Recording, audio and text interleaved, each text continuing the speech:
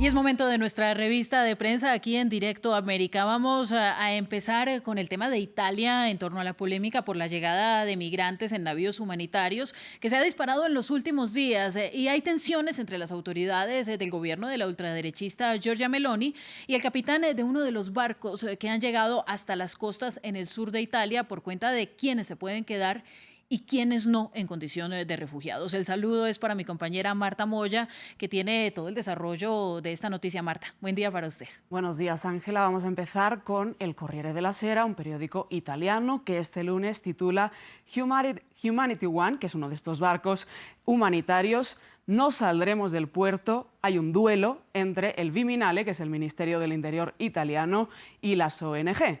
4 naves esperan en el sur de Italia, en Catania, a que más de 1000 migrantes sean reordenados en este país.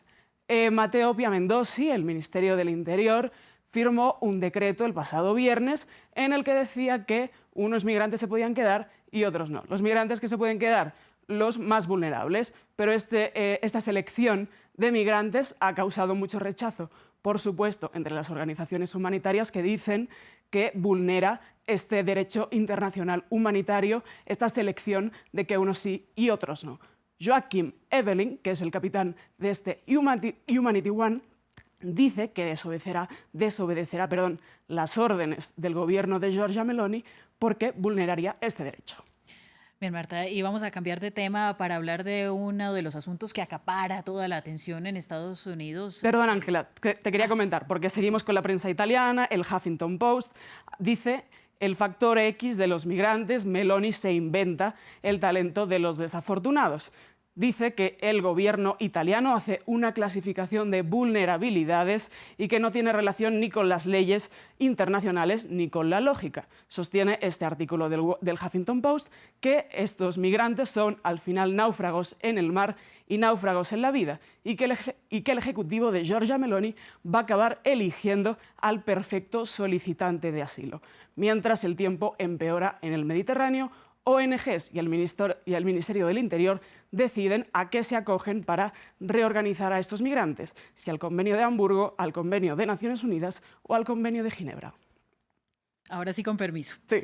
Después de la interrupción, vamos ahora sí a cambiar de tema a Estados Unidos y como decía, entonces acapara toda la atención este asunto de las elecciones de medio término. Ya faltan menos de 24 horas para que abran los colegios electorales y para que se renueve Senado, Cámara y algunas de las gobernaciones. ¿Cuál es el repaso de medios sobre este tema?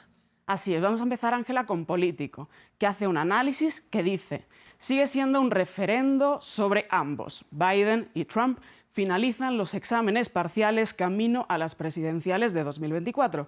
Y es que tanto el presidente como el expresidente, aunque no están en estas tarjetas electorales, toda la campaña de las midterm, de las elecciones de medio término, ha versado sobre ellos. Después del asalto al Capitolio, de la derogación de Roe versus Wade, de la guerra en Ucrania o del segundo impeachment fallido contra Trump, parece que la campaña de las midterm se quedó cómo terminó la contienda electoral en 2020, eso dice este análisis de Político. Al final, las elecciones de medio término serán un plebiscito sobre la gestión de Joe Biden y también para el expresidente Donald Trump sobre sus investigaciones por corrupción y, bueno, sobre sus exabruptos para con la democracia.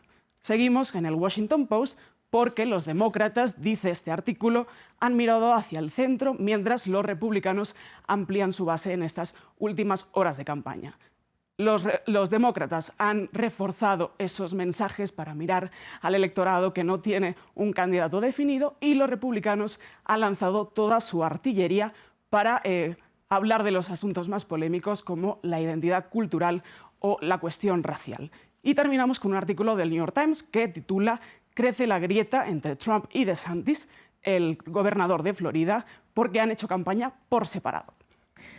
Y para terminar, que usted ha llamado el gran evento del año para afrontar la emergencia climática, la COP27, que ya empezó en Egipto con sus encuentros de alto nivel y que atrae por supuesto, todo tipo de titulares alrededor del mundo. Cuéntenos algunos de ellos. Así es, Ángela. Vamos a empezar con el Guardian, que hace una exclusiva donde dice que Estados Unidos y Reino Unido están muy por debajo de los miles de millones que se comprometieron a invertir para hacer frente a la emergencia climática.